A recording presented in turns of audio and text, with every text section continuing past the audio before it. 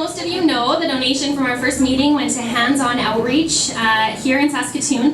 That's an organization that provides a safe space for inner city youth to gather, and after the final count, our donation to them totaled $19,400. So I'd like to call up Rick from Hands On Outreach right now to come up and tell us for a couple quick minutes what they've been up to for the past few months.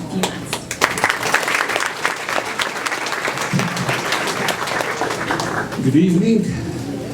I'm not as nervous this time, I was aware. We were so blessed to get picked last spring here for the 100 Women in Care. What we did with it when I knew I'd have to report to you was so much. I'm ready. We took some of it and we bought some camping and some sporting equipment for the kids. We were in the process of purchasing a building. We needed an extra $20,000 for that. Half of this.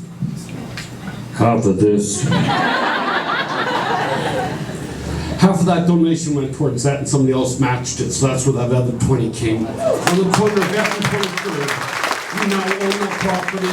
We'll be there hopefully for another 25 years.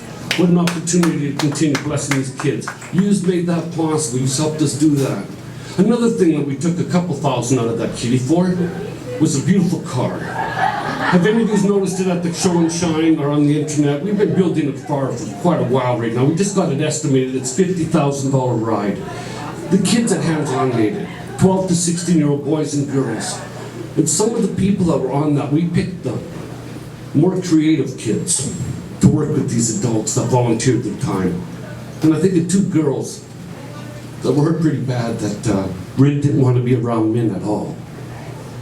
And Lisa Bob sort of has a knack with kids and kind of a big, strapping looking guy. And it took about 3-4 weeks of him coming in and just sort of almost ignoring them and working on the car. And they'd stand on the other side and ask him a question or two.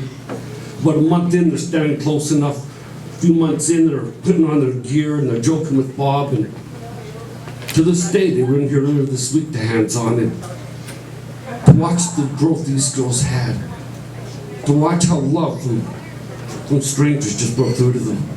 Working on a car was pretty cool. Some of the boys were working on the car one day with half a dozen men.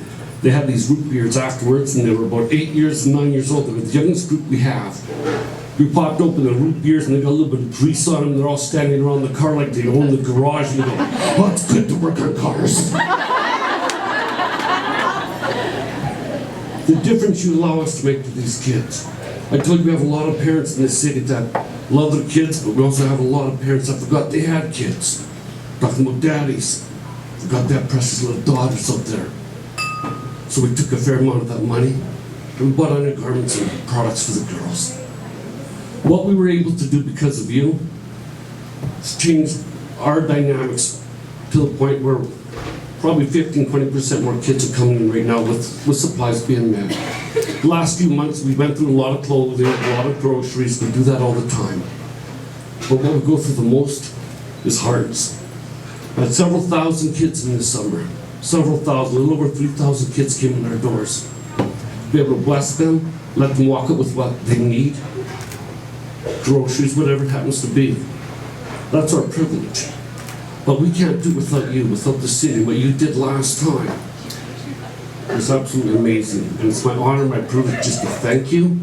If you happen to be in the neighborhood, come down and have a look at the building you helped buy.